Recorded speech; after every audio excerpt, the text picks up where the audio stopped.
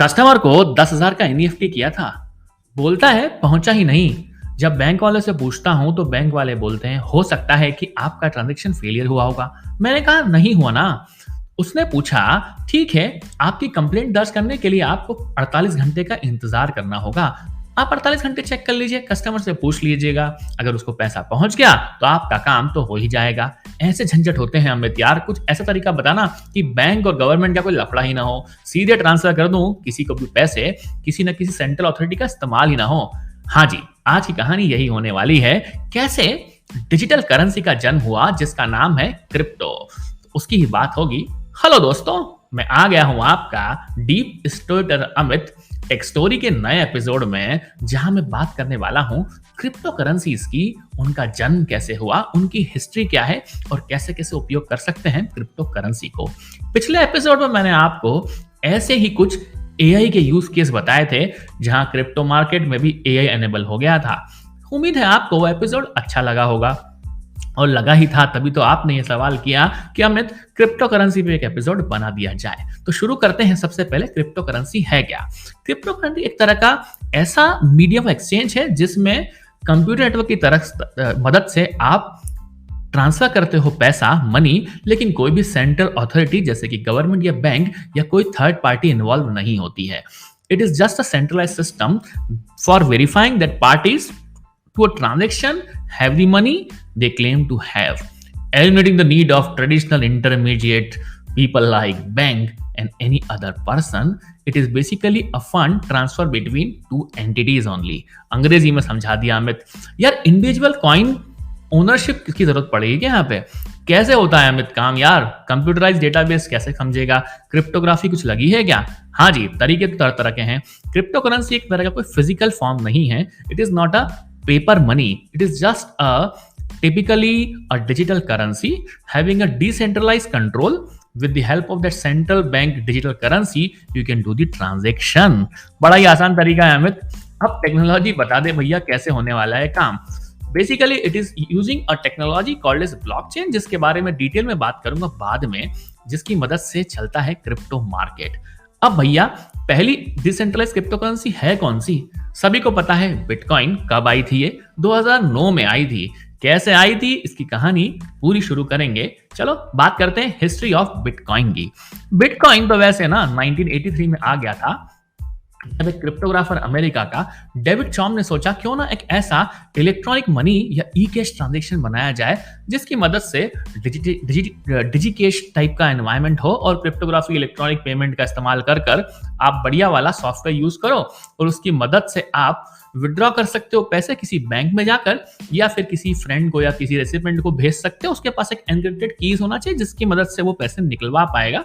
It is just a digital currency by third party method. ये 1983 में हो गया था। सोचो कितना एडवांस हो गया था टेक्नोलॉजी। फिर 1996 में नेशनल सिक्योरिटी एजेंसी आई। उन्होंने एक पेपर पब्लिश किया जिसका नाम था क्रिप्टोग्राफी एनोनिमस इलेक्ट्रॉनिक कैश। जो कि एक तरह का क्रिप्टो करेंसी सिस्टम था जिसमें आपको बताया गया था कि कैसे आप क्रिप्टो करेंसी सिस्टम का इस्तेमाल करके काम कर सकते हो।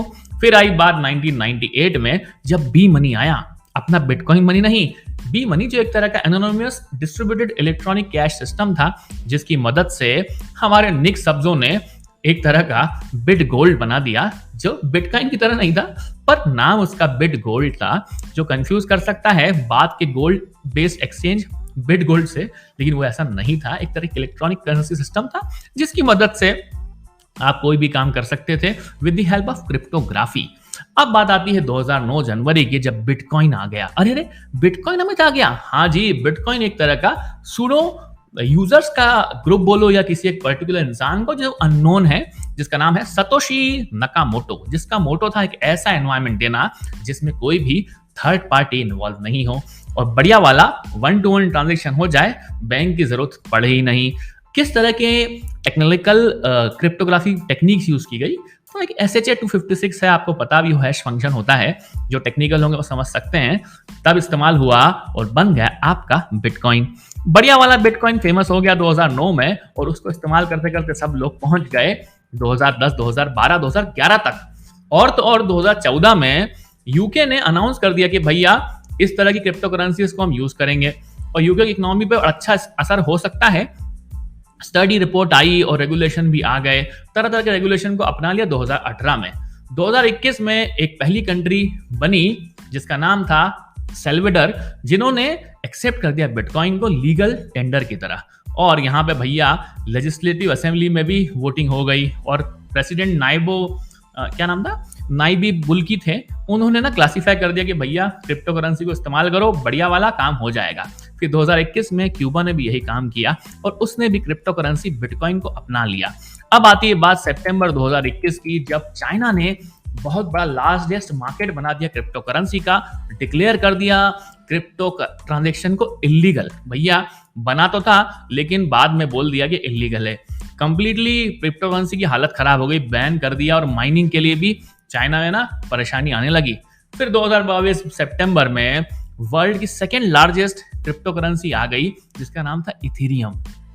अरे वही एनएफटी वाला जिसका एपिसोड मैंने किया था, जिसमें डिटेल में बताया था नॉन फंजिबल टोकन्स क्या होते हैं और स्पॉटिफाई ने कैसे एनएफटी अपना लिया, ये भी मैंने पिछले एपिसोड के पहले वाले एपिसोड में बताया था। फिर आया नवंबर 2022 का समय, जब ट्रेडिंग लिमिटेड कंपनी फेडेक्स ने क्रिप्टो करेंसी एक्सचेंज प्लेटफॉर्म बनाया और हेज फंड के लिए भी क्रिप्टो करेंसी का इस्तेमाल किया। करीब करीब $18 मिलियन बेस वैल्यू थी उसकी और बहुत सारा काम होने लगा और लोगों का फाइनेंशियल इंपैक्ट बढ़ने लगा क्रिप्टो करेंसी के ऊपर। फिर बात आती है अमित, यार ये तो सब पूरे हिस्ट्री बता दी, अब ये तो बता दें अमित कि फॉर्मल डेफिनेशन क्या है, क्रिप्टो करेंसी किस किस रूल्स को, किस किस कंडीशंस को फॉलो करता है। बहुत ही महत्वपूर्ण प्रश्न है जो इंटरव्यू में पूछा जाता है कई बार। तो क्रिप्टो करेंसी है क्या? Crypto currency is a system that should follow some conditions. पहली condition, it is not required a central authority, it state is maintained through distributed network. मतलब हम लोग कोई एक सेंट्रल अथॉरिटी नहीं है, प्योरली डिसेंट्रलाइज्ड है। It basically keep an overview of all the units of crypto currency and their ownership. सबसे important point है कि वो क्रिप्टो करेंसी का ओवरव्यू भी रखे और उसकी ओनरशिप को भी समझे। फिर बात आती है कि क्रिप्टो करेंसी को हम यूनिट को कैसे बना सकते हैं, माइनिंग कैसे कर सकते हैं। It should help us in creating new crypto currency also. System के पास में कैसी बेनिफिट भी होना चाहिए कि भैया वो नई क्रिप्टो करेंसी क्रिएट करने में आपको मदद करे। Ownership of crypto currency units can be proved exclusively by your cryptographical methods. तो बहुत सारी हमारे पास क्रिप्टोग्राफिकल मेथड्स जिनके हिसाब से आप समझ सकते हो कि भैया किसकी ओनरशिप है क्रिप्टो करेंसी यूनिट पे। फिर सबसे बड़ी बात आती है कि if two different instructions for changing the ownership of the same cryptographic units are simultaneously entered, system perform at most one of them. ये बहुत बड़ा प्रश्न है, ध्यान रखने वाली बात है कि एक साथ अगर दो इंस्ट्रक्शंस फायर होंगी किसी भी ओनरशिप का नाम बदलने के लिए, तो साइमल्टेनियसली में से परफॉर्म करेगी मोस्ट वन ऑफ देम, एक ही चलने वाली है। फिर बात आती है system allows transaction to be performed in which ownership of the cryptographic unit is change. मतलब कि transaction statement can only be issued by the entity proving the current ownership of this units. तो इतनी सारी बातें तो मैंने बता दी आपको, मैंने बता दिया कि इसका डेफिनेशन क्या है, इसकी कंडीशंस क्या है और इसकी हिस्ट्री क्या थी। आर्किटेक्चर की बात करनी है क्या अमित? चलो शॉर्ट में कर देते हैं आर्किटेक्चर की बात, क्योंकि आर्किटेक्चर की बात करेंगे तो फिर ब्लॉकचेन आ जाएगा और ब्लॉकचेन के बारे में डिटेल में बताना पड़ेगा। It basically crypto currency is produced by entire your cryptocurrency system collectively at a rate which is defined when the system is created and which is publicly stated. It is basically a decentralized system। और US का federal reverse system reserve system मान लो, banking system मान लो, उन सबको हटा के हमने भैया क्या कर दिया है, अपना एक डिसेंट्रलाइज सिस्टम बना दिया और हमारे टेक्निकल सिस्टम का नाम जो था बिटकॉइन हो गया। और सतोशी नकामोटो का मोटो यही था कि ऐसा प्रूफ ऑफ वर्क बनाया जाए जिसको बिटकॉइन कहा जाए, जिसके अंदर सेफली इंटीग्रेशन हो पाए, बैलेंस देखा जाए और आराम से ट्रांसफर हो जाए पैसा in the form of digital currency यहां से वहां, और आप कह दो उसको क्रिप्टो करेंसी। और बेसिकली इसकी यूसेज भी बड़ा अच्छा रहा, लोगों ने काफी इस्तेमाल किया, कुछ फ्रॉड भी हुए, तकलीफ भी हुई, लेकिन हाँ क्रिप्टो करेंसी को गेमिंग में बाइंग करने के लिए, ट्रांजैक्शन करने के लिए काफी इस्तेमाल किया गया और काफी सारा ब्लॉकचेन टेक्नोलॉजी का यूज किया गया, तभी बना था बिटकॉइन। ऐसी मिलती जुलती बहुत सारी क्रिप्टो करेंसी मार्केट में आ गई। इथेरियम का नाम तो आपको मैंने बता ही दिया है। ऐसे ही अथाह क्रिप्टो करेंसीज हो सकती हैं जिनके बारे में मैं आपको बताने जाऊंगा तो एपिसोड खूब लंबा हो जाएगा और चलता रहेगा यह एपिसोड अनंत तक। तो भैया आज आपको बता दिया मैंने कि रिवॉर्ड के लिए भी यूज़ करते हैं, ट्रांज़ैक्शन के लिए भी यूज़ करते हैं और तो और एक्सचेंज करने के लिए भी आपके पास क्या है? बिटकॉइन। क्या अमित बिटकॉइन का कोई एटीएम है? अरे हाँ यार, सोचो तो ना 20 फरवरी 2014 के आसपास यूएस ने भी ना एक बिटकॉइन एटीएम शुरू किया था, जो एक तरह का कियोस्क था जिसकी मदद से आप ट्रांसफर कर सकते थे, बिटकॉइन का एक्सचेंज कर सकते थे और अपने बिटकॉइन से ट्रांजैक्शन भी कर सकते थे। एक तरह का भैया कॉइन ऑफरिंग मान लो इसको। बिटकॉइन तो है। अब इसका एस्पेक्ट क्या है? सोशली, पॉलिटिकली क्या-क्या लोचे हो गए। अरे यार, सोशल रिवॉल्यूशन तो आ ही गया। बहुत सारे गेमिंग में, बहुत सारे सोशल नेटवर्क में, सब जगह पे बिटकॉइन यूज करने लगे। यहाँ तक कि क्रिप्टो करेंसी का तो बोलबाला इतना ज्यादा हो गया कि बड़ी-बड़ी कंपनीज भी ना क्रिप्टो करेंसी की बात करने लगी। क्या फेसबुक, क्या गूगल, क्या अमेजन और तो और स्पॉटिफाई ने भी एनएफटी की बात कर ली थी, जो मैंने आपको लास्ट एपिसोड में बता ही दिया था। तो भैया सतोशी नकोमोटो का मोटो सक्सेसफुल हो गया और उसने बना दिया क्रिप्टो करेंसी जिसका नाम है बिटकॉइन।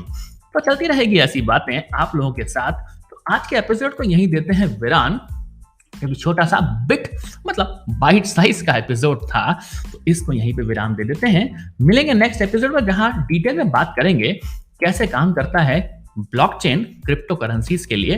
तब तक आप मेरे एपिसोड को सुनते रहें, ऐसे ही लाते रहूंगा आपके लिए नई नई बातें, नई नई टेक्नोलॉजी को आसान भाषा में। तब तक आप मेरे पॉडकास्ट टेक स्टोरी को जियो, सावन, गाना और जहां पर सुनते हैं वहां पर स्पॉटिफाई पे तो फॉलो करते ही हैं। अपने कमेंट दे दें पॉडकास्टर अमित इंस्टाग्राम पर, तभी आप लोगों का इंतजार रहेगा मुझे वहां पर।